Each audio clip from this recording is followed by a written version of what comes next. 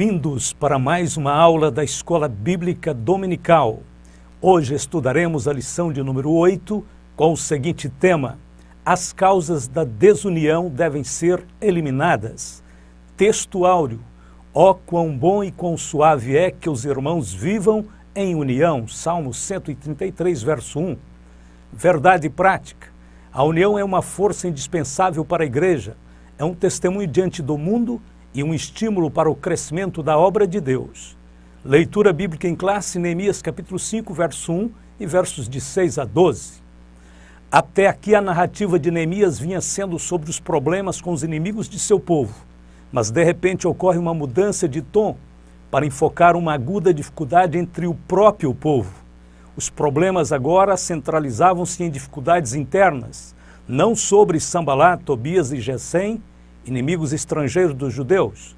Os alimentos eram escassos, o dinheiro tinha desaparecido, propriedades estavam sendo perdidas, a miséria geral tinha se estabelecido, mas como sempre havia alguns poucos judeus ricos que tiravam vantagem da miséria dos próprios irmãos. Foi dessa maneira que um grande clamor se levantou em Judá, e um clamor de irmão contra irmão. Os abusos tinham se avolumado mais que o povo podia suportar. A opressão interna era pior do que a externa. Este capítulo é uma queixa dos pobres contra os ricos que os oprimiam. E Neemias, indignando-se diante disso, reprovou os ricos e fê-los prometer sob juramento que eles restituiriam as riquezas mal adquiridas. E deu exemplo, nada cobrando deles durante seus 12 anos de governo, suportando a si mesmo e aos seus familiares de seu próprio bolso e trabalho. Ponto de número 1.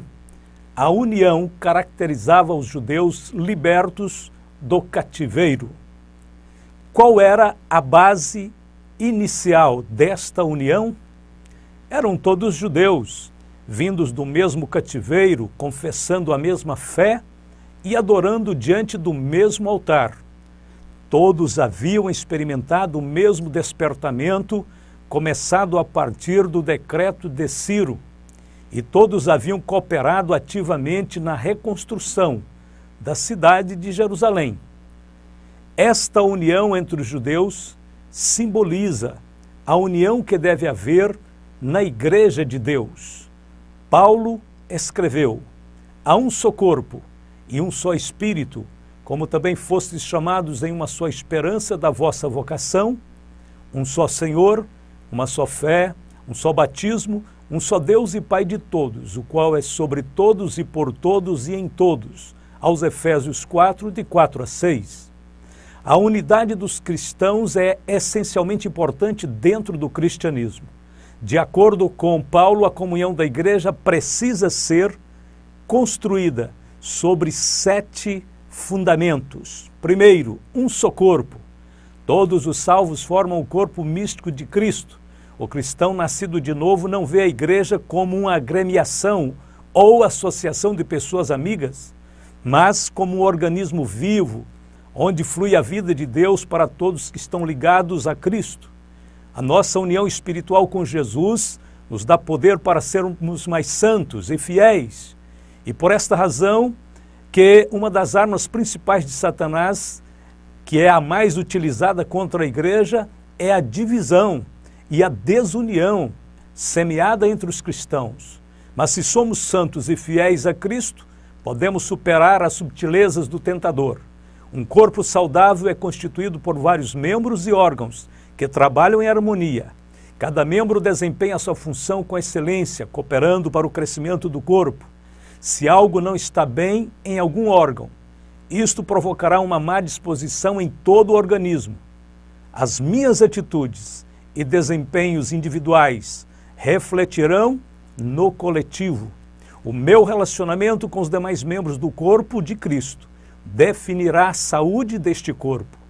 Segundo pilar, um só Espírito. A igreja é composta por pessoas, mas a sua dinâmica é espiritual. O Espírito Santo opera dinamizando a igreja para cumprir a sua missão na terra. Portanto, para experimentarmos e expressarmos a unidade do Espírito, é necessário estarmos sintonizados com o Espírito Santo, pois ele é quem produz a unidade da igreja. Não é difícil perceber quando a obra é do Espírito ou da carne. Os resultados falam por si. Não há como dissimular. É a obra do Espírito que garante a unidade. São as obras da carne que geram divisão e partidarismo na igreja. O Espírito Santo é o unificador. Ele nos liga a todos e nos faz ser um. Onde o Espírito Santo opera, não há lugar para divisões. Terceiro pilar, uma só esperança. O cristão está no mundo, mas não é do mundo. Sua vocação é celestial, ele espera um dia estar no céu. Paulo diz que os homens estão divididos entre aqueles que têm esperança e aqueles que não têm esperança. Paulo escreveu: não quero, porém, irmãos, que sejais ignorantes acerca dos que já dormem, para que não vos entristeçais como os demais que não têm esperança. 1 Tessalonicenses 4,13. Portanto, os cristãos estão unidos pela esperança de brevemente se encontrarem com Cristo. E qualquer que nele tem esta esperança purifica-se a si mesmo, como também ele é puro. 1 João capítulo 3, verso 3. Quarto pilar, um só Senhor, independente das denominações existentes. O crente nascido de novo sabe que só existe uma igreja e um só Senhor. Jesus é o Senhor absoluto de todas as coisas. Somente o seu reino jamais será abalado. Toda a autoridade da igreja está na pessoa de Jesus Cristo. Quando entendemos o verdadeiro significado da expressão um só Senhor, o nosso conceito de liderança muda. Nossas brigas por posição deixam de existir e o nosso sentimento de posse fica extinto. A unidade da igreja depende vitalmente da sua submissão a Cristo. Se desvincularmos ou deixarmos de ser submissos ao reino de nosso Senhor Jesus Cristo, deixaremos de ser cristãos. Quinto, uma só fé.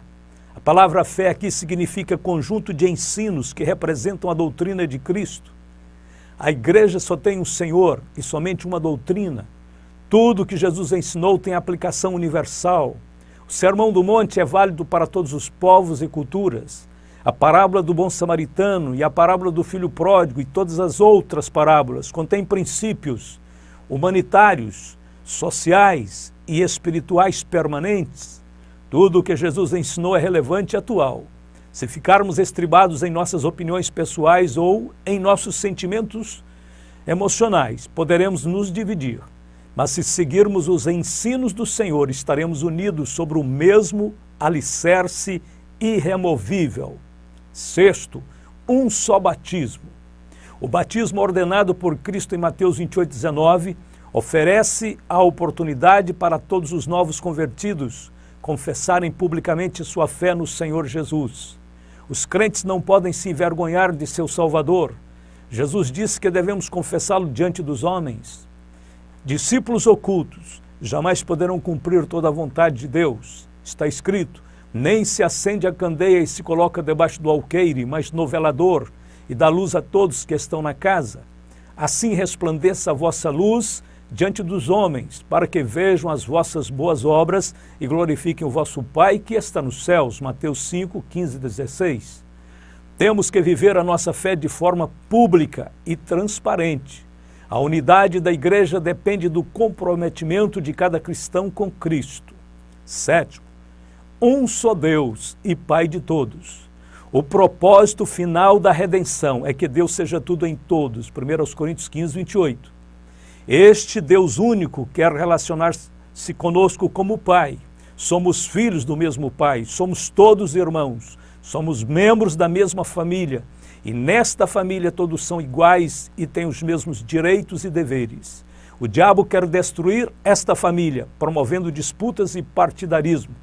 Por isso temos a responsabilidade de lutar pela preservação e unidade desta família. Esta união é uma verdadeira força. Enquanto os judeus trabalhavam unidos, foram fortalecidos na obra da reconstrução de Jerusalém. Esta união é também o segredo da vitória da igreja, conforme disse Jesus, para que todos sejam um como tu, ó Pai, o és em mim e eu em ti, que também eles sejam um em nós, para que o mundo creia que tu me enviaste. e eu dei-lhes a glória que a mim me deste, para que sejam um como nós somos um. João 17, 21 e 22. Ponto de número 2. A união entre os judeus estava ameaçada. Qual era a ameaça? Por esse tempo houve um grande grito de protesto dos pais contra alguns dos judeus ricos que estavam explorando o povo. O que estava acontecendo era que as famílias que ficavam sem dinheiro para comprar alimento tinham de vender seus filhos ou penhorar seus campos, suas vinhas e suas casas a esses ricos. E algumas famílias nem mesmo podiam fazer isso, pois tinham feito empréstimos até onde podiam para pagar os impostos. Neemias capítulo 5, versos de 1 a 4. Terminados os reparos nas muralhas da cidade, os alimentos se tornaram escassos e seus preços subiram muito. O povo não tinha dinheiro para comprar alimentos, pelo que houve grande clamor popular. O povo pedia dinheiro emprestado para pagar os impostos e algumas famílias foram obrigadas a vender suas casas e terras aos ricos e ficaram sem meios de sobreviver. A expressão usura tomais cada um de seu irmão, Neemias 5,7, significa impor um fardo pesado e diz respeito à cobrança de altos juros dos empréstimos feitos. Porém, o Antigo Testamento proíbe terminantemente a cobrança de juros injustos. Está escrito: se fizerem empréstimo a alguém do meu povo, a algum necessitado que viva entre vocês, não cobrem juros dele, não emprestem visando lucro. Se tomarem como garantia o manto do seu próximo, devolvam-no até o pôr do sol, porque o manto é a única coberta que ele possui para o corpo. Em que mais se deitaria? Quando ele clamar a mim, eu o ouvirei, pois sou misericordioso. Êxodo 22, de 25 a 27. Naqueles dias o povo havia perdido o espírito de cooperação mútua, e muitos se aproveitavam da situação financeira precária de seus irmãos para torná-los escravos. Ora, a nossa carne é como a carne de nossos irmãos, e nossos filhos como os filhos deles. E eis que estamos sujeitando nossos filhos e nossas filhas para serem servos, e algumas de nossas filhas já estão reduzidas à escravidão. Não está em nosso poder evitá-lo, pois outros têm os nossos campos e as nossas vinhas. Neemias 5, verso 5. Quando Neemias foi informado dessa situação, ficou muito enfadado. Como se explica esta grande injustiça? As causas da injustiça social são muito profundas. Nossa cultura tem aceitado conviver com certa naturalidade por séculos, que alguns poucos tenham muito, tenham todos os privilégios e direitos possíveis, enquanto outros, milhares, permanecem excluídos das condições mínimas de sobrevivência. Diversas pesquisas confirmam que a injustiça social atinge com mais frequência determinados grupos sociais, como, por exemplo, as mulheres recebem salários menores que os homens, ocorrendo o mesmo com os negros, e a violência afeta muito mais os jovens que possuem baixa escolaridade e os que estão desempregados. Existem cerca de 16 milhões de brasileiros vivendo na miséria total, e outros 12 milhões se acham desempregados. Uma sociedade justa é aquela que vela pelos seus membros mais necessitados, contribuindo com vários recursos para elevar os seus cidadãos a uma condição de dignidade e justiça. A desigualdade e a injustiça social quase sempre têm a sua origem no desamor. A situação social dos dias de Neemias se repetiu em outras ocasiões da história. Nos dias da igreja primitiva surgiram também problemas semelhantes, conforme escreveu Tiago. Eia, pois, agora, vós ricos, chorai e pranteai por vossas misérias, que sobre vós hão de vir. As vossas riquezas estão apodrecidas, e as vossas vestes estão comidas da traça.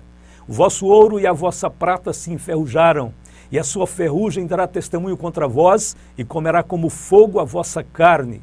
entesourastes para os últimos dias. Eis que o salário dos trabalhadores que ceifaram as vossas terras e que por vós foi diminuído, clama, e os clamores dos que ceifaram entraram nos ouvidos do Senhor dos Exércitos. Tiago, capítulo 5, versos de 1 a 4.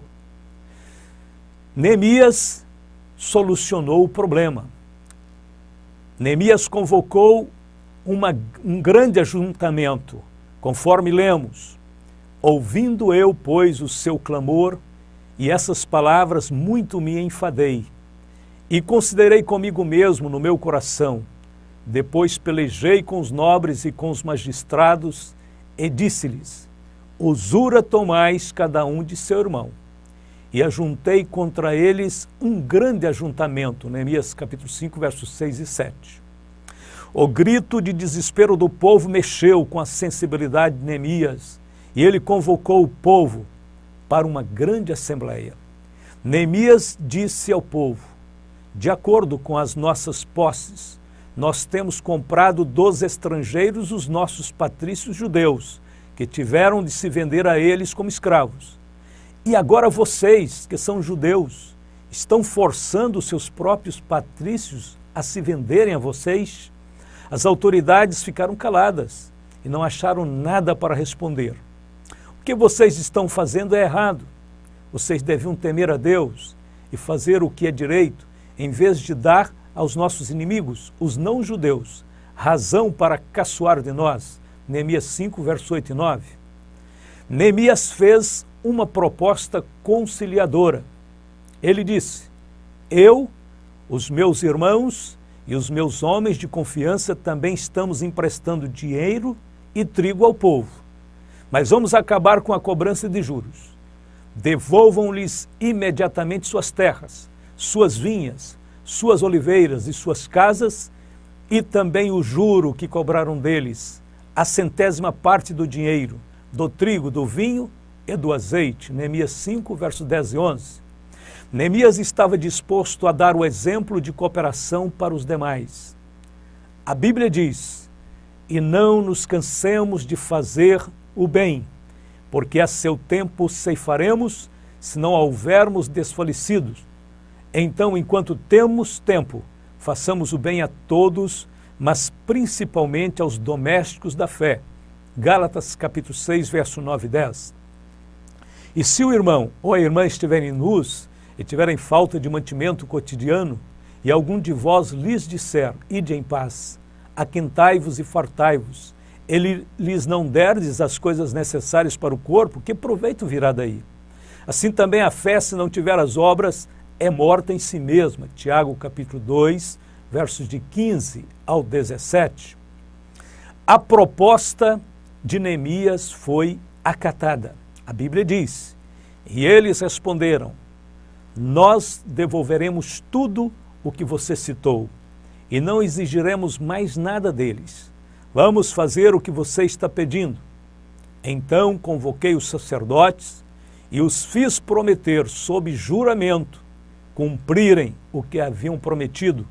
Também sacudi a dobra do meu manto e disse, Deus assim sacuda de sua casa e de seus bens todo aquele que não mantiver a sua promessa. Tal homem seja sacudido e esvaziado. Diante disso, toda a assembleia disse, amém, e louvou o Senhor. E o povo cumpriu. Neemias 5, versos 12 e 13. A reação positiva do povo diante da palavra de Neemias demonstrou o quão é importante o trabalho de liderança na casa do Senhor. Feliz é o povo que tem um líder cheio da mansidão e da sabedoria de Deus.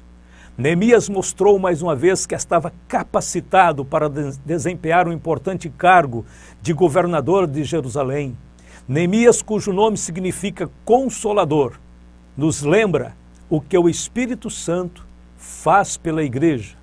Nos versos de 14 a 19, Neemias faz um relatório de seu trabalho altruísta e dedicado em prol do povo e da obra do Senhor. Como lemos, durante os 12 anos em que fui governador da terra de Judá, desde o ano 20 do reinado de Artaxerxes até o ano 32, nem eu nem os meus parentes comemos a comida a que eu tinha direito como governador. Antes de mim, os governadores tinham sido uma carga para o povo. e haviam exigido que o povo pagasse 40 barras de prata por dia, a fim de comprar comida e vinho. Até os seus empregados exploravam o povo. Mas eu agi de modo diferente porque temia a Deus. Trabalhei com todas as minhas forças na reconstrução da muralha e não comprei nenhuma propriedade. E todos os meus empregados ajudaram na reconstrução. Também hospedei na minha casa 150 judeus e seus chefes, além de todas as pessoas das nações vizinhas que vinham à minha casa. Todos os dias eu mandava preparar um boi, 6 ovelhas das melhores e muitas galinhas, e cada 10 dias eu mandava vir uma nova remessa de vinho. Mas eu sabia que o povo tinha de trabalhar no pesado, por isso não pedi o dinheiro da comida a que eu, como governador, tinha direito. Ó Deus, eu te peço que leves em conta tudo o que fiz por este povo. Neemias capítulo 5, de 14 a 19. A paz voltou a reinar entre os judeus. Surgindo um problema entre os irmãos, deve logo ser tratado com muita diligência. É da competência do pastor da igreja trabalhar para manter a boa ordem e a fraternidade e a paz entre os irmãos. A Bíblia trata desse assunto em várias passagens. Sigamos, pois, as coisas que servem para a paz e para a edificação de uns para com os outros. Romanos 14, verso 9. Quanto ao mais, irmãos, regozijai-vos, sede perfeitos, sede consolados, sede de um mesmo parecer, vivei em paz.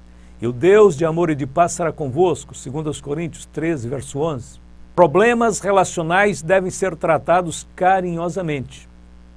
As questões dos relacionamentos pessoais merecem todo o cuidado e atenção na igreja. A Bíblia diz, segui a paz com todos e a santificação, sem a qual ninguém verá o Senhor. Tendo cuidado de que ninguém se prive da graça de Deus e de que nenhuma raiz de amargura brotando vos perturbe, e por ela muitos se contaminem. Hebreus 12, 14 e 15. Quando o conhecimento da palavra de Deus é levado às pessoas, ele traz luz. A luz da palavra nos mostra que necessitamos relacionar bem com todas as pessoas e especialmente com nossos irmãos em Cristo. A palavra de Deus é um livro sobre relacionamentos. A origem da criação fala sobre relacionamentos. Nós fomos criados para nos relacionar com Deus e com o próximo. O Senhor Jesus Cristo, quando questionado a respeito da lei, disse: amarás o Senhor teu Deus de todo o teu coração, de toda a tua alma, de todo o teu pensamento. Este é o primeiro e grande mandamento. E o segundo, semelhante a este, é: amarás o teu próximo como a ti mesmo.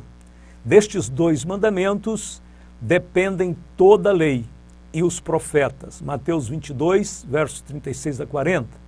A lei do Antigo Testamento era um manual de vida para os judeus. E Jesus disse que se obedecêssemos esses 2 mandamentos, nós iríamos não somente viver a vontade de Deus aqui na terra, como também iríamos herdar o reino de Deus. Se olharmos para os nossos relacionamentos, à luz dessa palavra, eliminaremos todos os sentimentos e pensamentos que são raízes dos problemas relacionais, principalmente o problema do egoísmo e do desamor. O amor de Deus constitui a base de todos os relacionamentos saudáveis e construtivos. Abaixo de Deus, você deve pensar no outro como se fosse em si mesmo. Oremos para que Deus aqueça nossos corações de amor, não apenas de meros sentimentos egoístas, mas do amor ágape. Oremos para que o amor de Deus transborde em todos os nossos relacionamentos e que nós possamos ser agentes desse amor no nosso lar, na igreja e na sociedade. Amém? Deus vos abençoe. Chegamos no término, é hora de oração. Onde estiver, pare um pouquinho, curve a cabeça, feche os olhos. Vamos falar com Deus nesse instante. Oremos. Querido Deus e Pai de nosso Senhor Jesus Cristo, louvamos o Teu nome, Senhor, porque estamos crescendo, estamos aperfeiçoando nosso viver diário na Tua presença. Aprendemos hoje, Senhor, que devemos viver unidos, que devemos praticar o amor de Deus em nossos corações. Por isso te pedimos que o Senhor derrame pelo teu Espírito porções novas deste amor no coração de todos os nossos irmãos, de todos os nossos líderes. Derrame esta porção nova, esta virtude gloriosa, para que possamos amar, suportar, compreender, sermos longânimos e pacientes com todos, e que todos os teus filhos possam trabalhar em conjunto para uma igreja unida e forte, para a glória do nome de Jesus, para que todos creiam que o Senhor enviou a Cristo a este mundo para ser o Salvador dos homens.